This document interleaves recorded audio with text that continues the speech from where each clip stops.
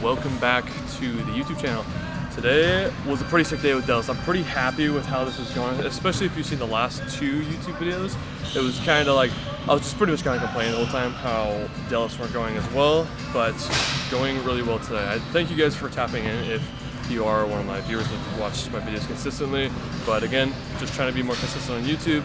I guess, I don't know what you could call me, an influencer, that's super saturated, where a content creator, I guess a creator or something like that. I'm not the creator, but you know what I mean. We're on a goal to try and get a 600-pound deadlift. That is the goal so far.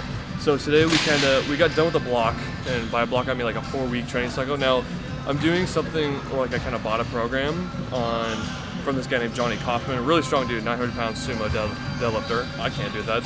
So pretty much taking his like reps ranges and just kind of doing my own thing with those. And with that, so far it's been going pretty good.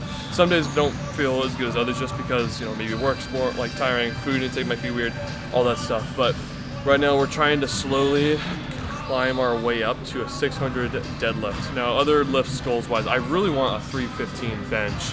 That is what we're trying to work for so far. I probably won't have like a bench portion in this video just because, but right now we're implementing benching 3 times a week, and I think that's pretty good so far. I feel like almost like a basketball shot or like a repetition when you're like doing something in sport, whether it be kicking a soccer ball or like throwing like a football. I feel like the repetition of it is like actually helping a lot, and so I feel like I am getting stronger on bench. And I hope to hit 275 soon, because my best is 260 because I have like super long arms and whatnot, so that is not my best lift. Deadlift wise, I'm in a race with a buddy to try and get to 600. He's older than me, he's like 30 something, but still I want to get there. So today we had a top set of 2 with 435 with RIR, 4 reps in reserve, 4, so that pretty much just means for anyone who doesn't do that type of training. So reps in reserve is just training with the top set, and then you do 2 reps, and then you would feel like, okay, I could do 4 more if I had to. That's pretty much what we just went for. Now, other people have explained this before, but like a RP, rated perception of exertion, or an RIR, reps in reserve, is very similar. Personally, I I think reps in reserve are maybe a little bit more accurate, but you can really go either way with it. When it comes to that stuff, it's pretty subjective, but you gotta try and keep it honest, and you have to try and give it your absolute like best full effort, because it's different than just walking up to a bar and just pulling it versus hyping yourself up and being, you know, to the maximum ability you can, if you know what I mean, and then pulling it. So there's a difference between just going through the motions and actually really trying to get into it.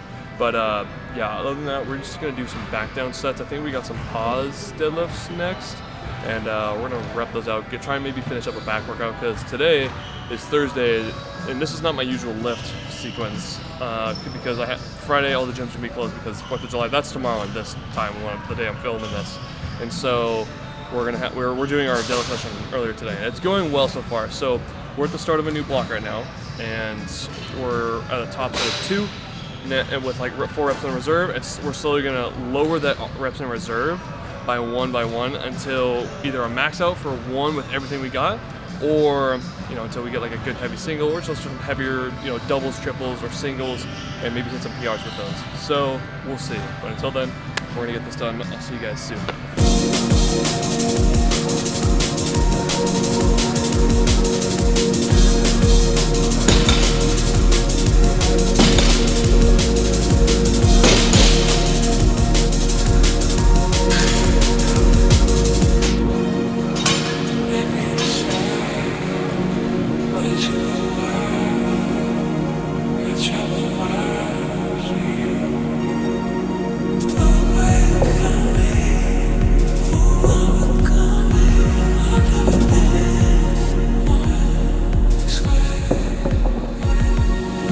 Alright, so one thing, this is a really random side note, but for, I guess, the realm of gym and powerlifting, for, let's say, let me adjust my little thing here. For the realm of just powerlifting and doing all that stuff, you want to have a bar with like really good knurling, and this is a brand new Texas bar that my gym just got, and this thing is amazing for squats and bench.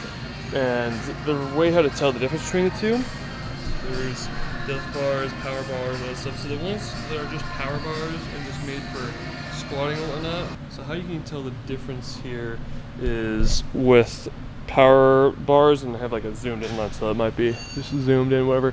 But with these bars, they're more so built to pretty much withstand most lift. You can use them for deadlifting. Personally, not a fan of it because they have no whip. With a deadlift bar, they're gonna have a smaller diameter, and with that it's easier to grip, but it's longer, so therefore it's gonna be still 45 pounds, and it's pretty sick. But yeah, power bar is awesome. You want to have good knurling when it comes to this stuff, otherwise your grip's just gonna slip everywhere, and it's not gonna be fun trying to hold on to anything, especially in the summer if you don't have anything like this. So yeah, I hope I'm not at this, but sometimes when I just get done with all the compound lifts, the last thing I want to do is any accessories. So it's like 9:22 right now, and this gym closes at 10. And I am not trying to do anything. So I hope I'm not the only one, because I'm just lazy with that stuff. But let's see if we do it. You'll see.